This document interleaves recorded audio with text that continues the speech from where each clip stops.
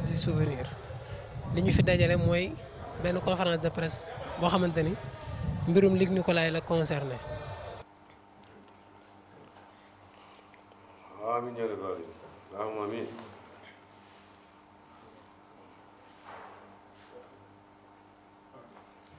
amin amin jërëjëf tàgge boo gis tamit dafa am jàppal diw initiative bi mi ngi bàyyeekoo ci suñu confrère Malick Thiandoum mu waxtaan ci ak le deuxième tigre de Fass muy Moustapha Guèye li ñu nekkee it ñëpp xam nañ ko jafe-jafe yi nga xamante ni làmb ji nekkee na ko ñëpp xam nañ ko ndax boobu ak léegi ñi ngi toltolaan rek di taxawaalu rek amuñu fu ñu ko bëree promoteur yaa ngi dugal seen xaalis ci risque yenn ci promoteurs yi ñu ngi ci ay jafe-jafe ku ci mel ni Serigne Fallou Luc Nicolaï ak leneen loolu moom mooy sababu tey ñu woote daje bi ñu bàyyi la nag suñu naatangoo Malick Thiandoum moom mu campé débat bi wax lan moo sabab mbir mi ñu déglu ko nag ak xel te bañ ko déglu ak xol. Merci Lamine. Chers confrères, nous commencerons d'abord par nous excuser par rapport au retard enregistré. Parce qu'il était convenu que la conférence de presse allait démarrer à 16h, mais par les vicissitudes du temps et par les retards des uns et des autres, on a accusé presque 1 heure de retard. On s'en excuse auprès de tout le monde. D'abord, on commencera par dire le pourquoi de cette conférence de presse. Ce n'est pas une initiative qui est venue de qui que ce soit. C'est une volonté spontanée de différents acteurs de la lutte qui ont senti qu'aujourd'hui l'arène est fortement secouée. Il fallait dès lors réagir. Et comment réagir? En faisant en sorte qu'il y ait une synergie d'action et de pensée pour tous converger vers la même direction. Et ce qui est à l'origine justement de ce problème, vous n'êtes pas sans savoir que c'est la décision de justice qui a frappé un des nôtres, en l'occurrence Luc Nicolaï. Je tiens d'abord à préciser que nous ne sommes pas là pour commenter une décision de justice, encore moins pour parler d'un dossier qui est pendant devant la justice, parce que nous ne sommes pas des spécialistes à la matière. Nous ne parlerons pas de procédure, nous ne parlerons pas de procès, et nous ne commenterons pas une décision de justice. La justice est composée d'hommes intègres, de magistrats indépendants qui travaillent en toute liberté et qui donnent des décisions selon les lois édictées dans ce pays. Pour le volet donc lié à cet aspect, il y a des professionnels du droit que sont les avocats de Luc Nicolaï qui sont en train de s'occuper du dossier. Et hier, ils ont déposé un recours en cassation auprès du tribunal de Saint-Louis. Et puis, on s'en arrête là parce que c'est eux qui maîtrisent les tenants et les aboutissants de ce dossier. Donc, on ne parlera pas de justice. Nous n'essayerons pas également de mettre la pression sur qui que ce soit. Ce que nous voulons, c'est tout simplement tirer la sonnette d'alarme et attirer l'attention des hautes autorités de ce pays sur ce qui est en train de se passer. L'arène est plongée dans une crise qui ne dit pas son nom. Depuis quelque temps, vous n'êtes pas sans savoir que des combats phares ont été montés, mais les promoteurs se retrouvent face à un dilemme. Où organiser les combats? Quand organiser les combats? À cela maintenant s'ajoute justement cette décision de justice qui vient plomber les ailes de la lutte. Jetons un regard sur le rétroviseur et on se rendra compte que les premiers balbutiements ont commencé depuis belle lurette.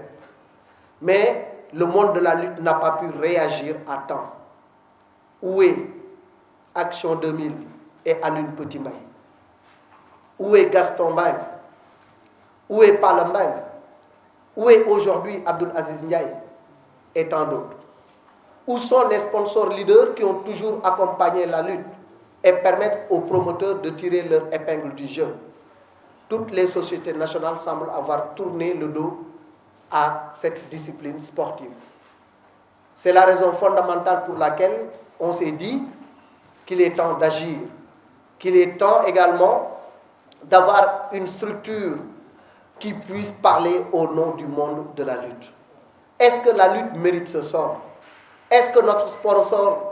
sport national mérite d'être jeté en pâture? Est-ce que notre sport national mérite ce qui est en train de lui arriver? Nous disons non. Il y a des fils de ce pays comme Tchalis ici présent, comme Luc Nicolaï, comme tant d'autres qui sont en train de tout faire pour redorer le blason de la lutte. Et depuis 2012, Luc Nicolaï est confronté à d'énormes problèmes. Luc Nicolaï par-ci, la justice par-là, et un problème qui, jusqu'à présent, n'a pas encore connu son épilogue. Luc fait partie de la famille de la lutte. Il fait partie de ces gens qui ont permis à la lutte d'atteindre ses lettres de noblesse. Il est parmi les promoteurs les plus généreux de l'arène. Aujourd'hui, il a commencé à sortir la tête de l'eau, à organiser de grands combats. Qu'est-ce qu'on va faire du combat Gris-Bordeaux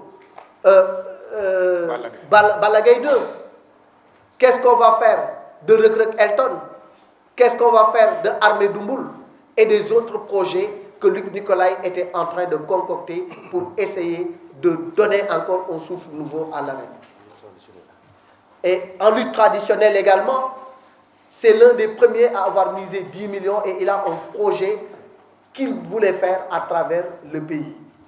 Mais est-ce qu'il a les coups de franche pour le faire? Nous disons non. Donc ce que nous voulons, en résumé,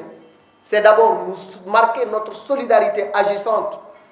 à un membre de la famille de la lutte, Luc Nicolaï, pour lui dire que nous sommes de tout cœur avec lui, nous sommes prêts à l'accompagner dans ce combat jusqu'à ce que justice soit faite et que justice soit dite. Il ne se sentira pas seul dans ce combat, parce que dès les premières heures de son procès, le monde de la lutte s'est mobilisé comme un seul homme. De 2012 à nos jours,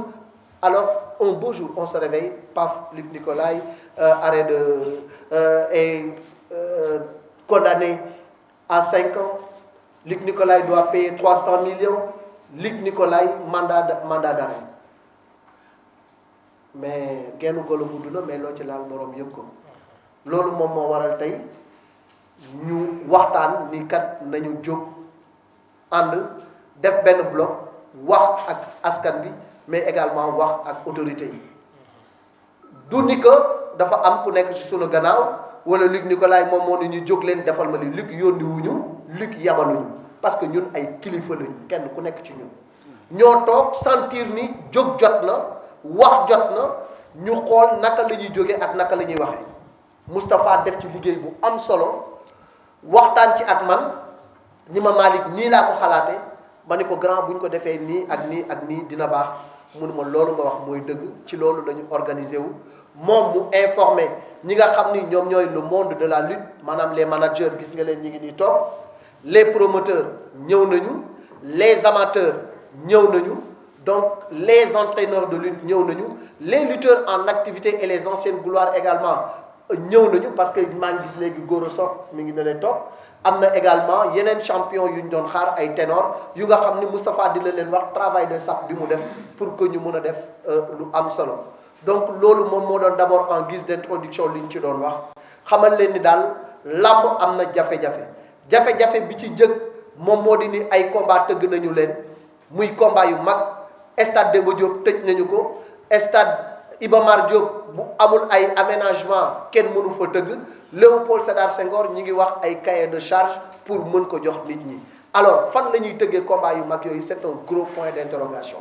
beneen bi ci des am na ay sponsors leaders yu doon accompagner làmb ji kenn gisatu leen kenn déggatu leen les sociétés nationales également ñëwatuñu ci làmb ji donc mu nekk lu nga xam ne ñi ngi koy jooy pareeguñu ñu am kenn ku nekk ci ñun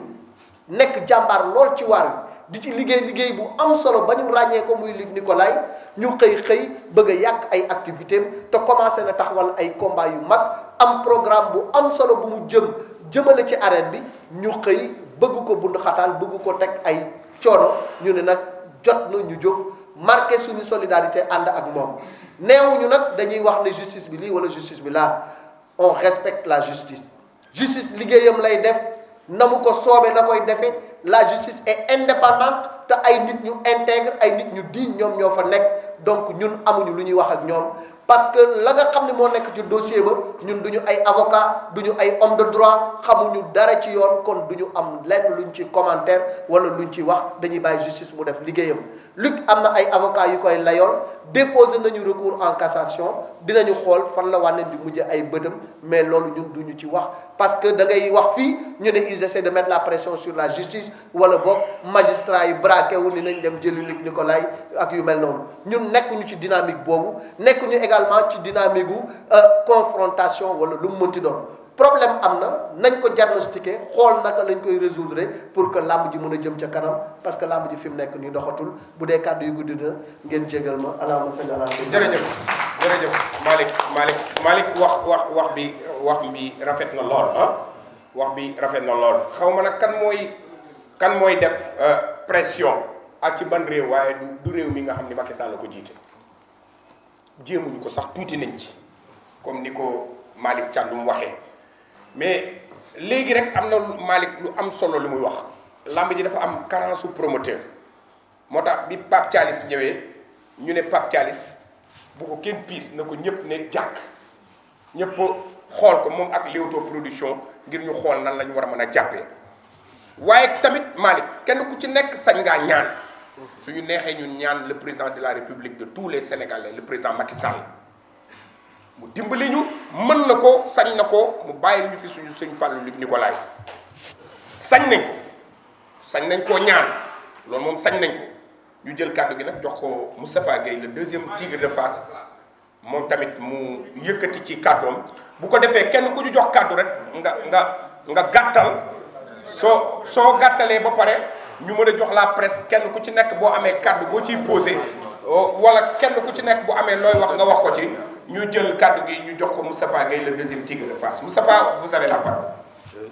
jërë ngeen jëf mbooloo mi asalaamaaleykum mais di nuyu ngeen di nuyoo je pense que ne wax ji du guddati maintenant bi nga xamante ne Malick Thiandoum sama jeune frère jël na kàddu wax ba pare donc je pense que ne li ñu tax a indi fii tey jii mel ni leer na nañ ki ñu fi tax a ñëw tey jii mooy benn jëmm ju ñuy wax sëñ Fallou Luc Nicolaï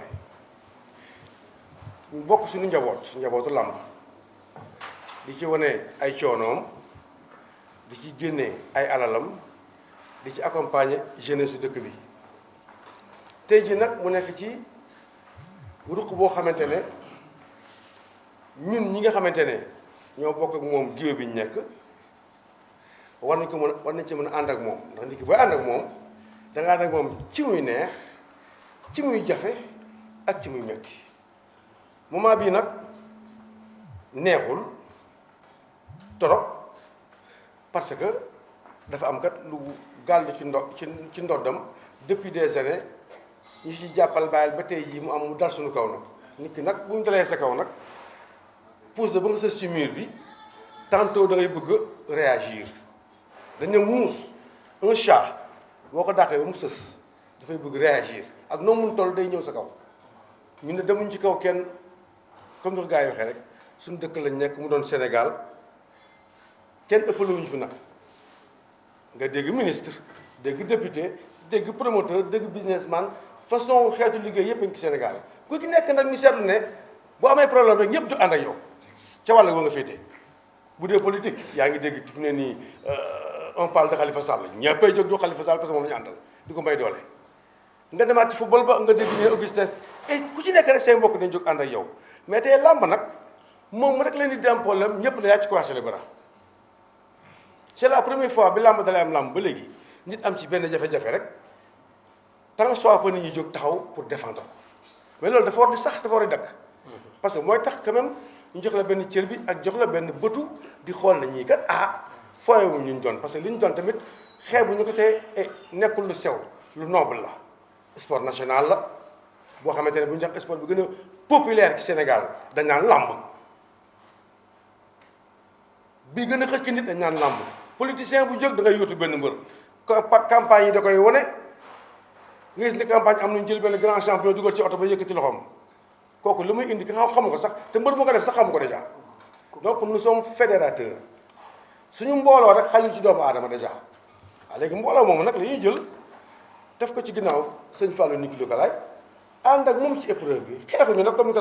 ni ko Malick waxee xuloowuñu critiqué wuñu justice mais gis nañu daal laal nañu si nit te ku ñu laal nag ñu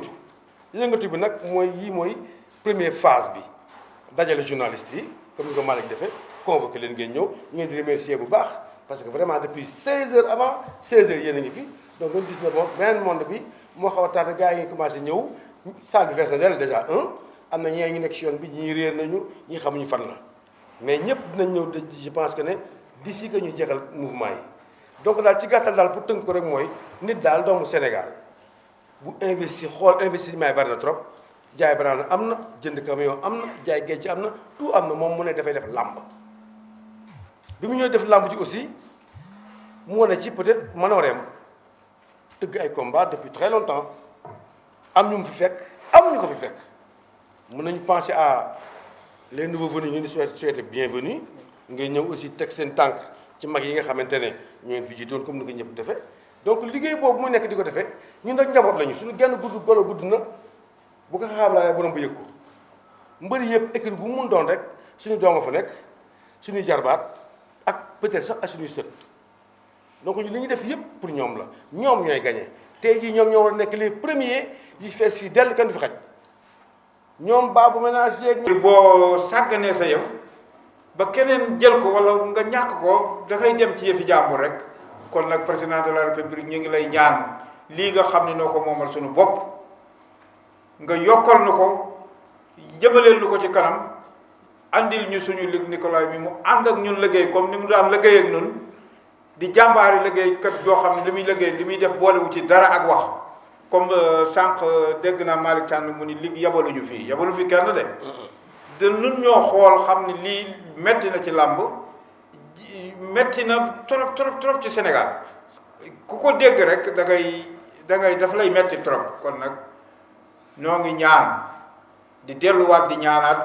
président de la république di ko jaaree ci Makhtar Ba mu delloo suñu Luc mi ñu ànd ak moom ñu liggéey làmb